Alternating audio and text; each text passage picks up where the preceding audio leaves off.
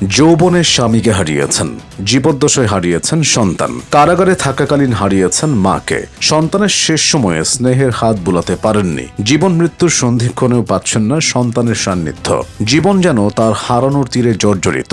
বলছি দেশের প্রথম নারী প্রধানমন্ত্রী আপসহীন নেত্রী বেগম খালেদা জিয়ার কথা। খালেদা জিয়ার জন্ম ভারতের জলপাইগুড়িতে, গ্রামের বাড়ি ফেনীর ফুলগাজী। তবে তার শৈশব ও কৈশোর কেটেছে দিনাজপুরের মুদিপাড়া গ্রামে। ডাকনাম ছিল পুতুল। বেগম জিয়ার বাবা জনাব ইস্কান্দার পেশায় ছিলেন একজন ব্যবসায়ী। মায়ের নাম বেগম তৈয়বা মজুমদার। ৩ বোন 2 ভাইয়ের মধ্যে বেগম জিয়া তৃতীয়। তার শিক্ষাগত জীবন শুরু দিনাজপুর মিশন স্কুল থেকে। পরে তিনি ভর্তি হন সরকারি বালিকা উচ্চ বিদ্যালয়ে। 1960 সালের আগস্টে জিয়াউর রহমানের সঙ্গে বিয়ের পিঁড়িতে বসেন বাবা মায়ের আদরের সন্তান পুতুল। সেই সূত্রে খালেদা খানম থেকে খালেদা জিয়া। জিয়াউর রহমান তখন পাকিস্তান সেনাবাহিনীতে ক্যাপ্টেন পদে কর্মরত। কর্মস্থল দিনাজপুর।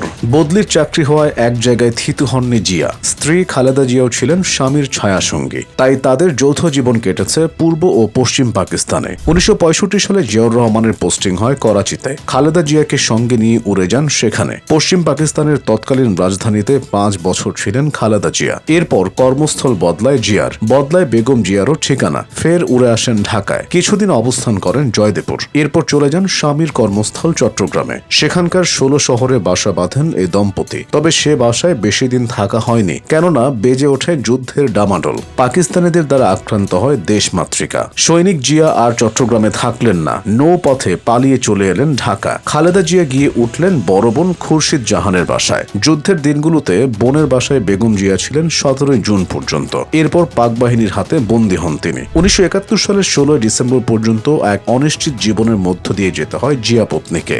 এরপর মেলে হায়নাদের বন্দিদশা থেকে মুক্তি। এর পরের জীবনটা খালেদা জিয়ার ছিল আর 10 জন গৃহবধূর মতো। স্বামীর সংসার সামলেই কাটত সময়, কিন্তু প্রকৃতির যেন তাতে সায় ছিল না। 1 দশক পর সে স্থিতিশীল জীবন পাল্টে দেয় জিয়াউর রহমানের মৃত্যু। 1981 সালের 30 মে এক সামরিক অভ্যুত্থানে নিহত হন প্রেসিডেন্ট জিয়াউর রহমান। 2 সন্তান নিয়ে মহাসমুদ্রে পড়েন খালেদা জিয়া। তবে জীবনের সেই সংকটময় মুহূর্তে ভেঙে পড়েননি তিনি, বরং হয়ে ওঠেন নিজের সন্তানের এবং অভিভাবকহীন বিএনপি ও তার হাজারো বিভ্রান্ত নেতাকর্মীর অভিভাবক।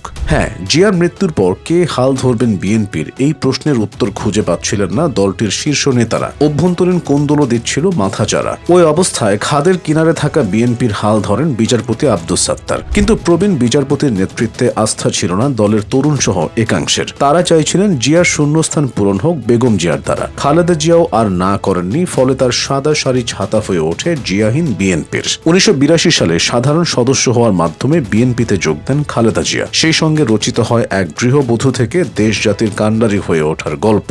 সে গল্পে এসেছে বাধা, প্রতিবন্ধকতা, জেল জুলুম, কিন্তু বটবৃক্ষের মতো অটল থেকে খালেদা জিয়া জানিয়ে দিয়েছেন তিনি মাথা নোয়াবার নন। 1982 সালের 7 নভেম্বর শহীদ জিয়ার সমাধিস্থলে শ্রদ্ধা নিবেদন করতে গিয়ে প্রথম বক্তব্য রাখেন তিনি। 1982 সালের মার্চে দলের ভাইস চেয়ারম্যান নির্বাচিত হন খালেদা জিয়া। পরের বছর চেয়ারপারসন হওয়ার মাধ্যমে বিএনপির হাল ধরেন তিনি। দলের হাল ধরার আগেই দেশকে স্বৈরাচার মুক্ত করার সংগ্রামে নামতে হয় খালেদা জিয়াকে। শুরুটা হয়েছিল বিচারপতি আব্দুস সাত্তারকে ক্ষমতাচ্যুত করার প্রতিবাদের মাধ্যমে। পরে এরশাদ সরকারকে বিতাড়িত করতে জোট গড়ে তোলেন তিনি। দীর্ঘ 4 বছর সংগ্রাম চালিয়ে 1987 সালে রাজপথে নামেন এরশাদের বিরুদ্ধে।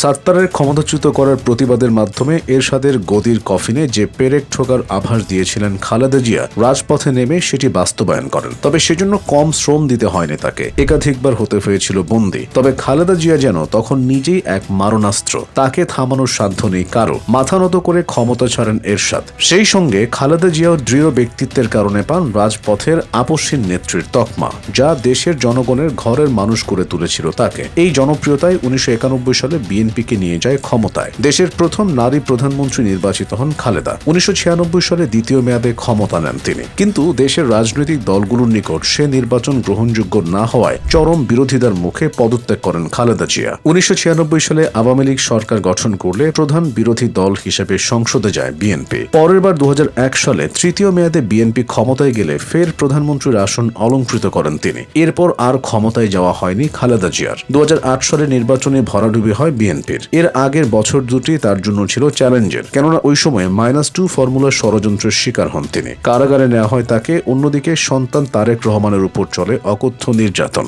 সব যন্ত্রণার সয়ে নিজের অবস্থানে অবিচল ছিলেন তিনি। 2008 সালে আওয়ামী লীগ সরকার ক্ষমতায় আসার পর থেকে রাজনৈতিকভাবে কোণঠাসা করা হয় বিএনপি ও খালেদা জিয়াকে, যা দিনের পর দিন বাড়তে থাকে। 2018 সালের নির্বাচনে বিরোধী দলের মর্যাদা হারায় খালেদা জিয়ার দল। এই সময়টুকুতে আওয়ামী লীগের বিভিন্ন কার্যক্রমের বিরুদ্ধে প্রতিবাদ করলেও বিভিন্নভাবে দমন করা হয় তাকে।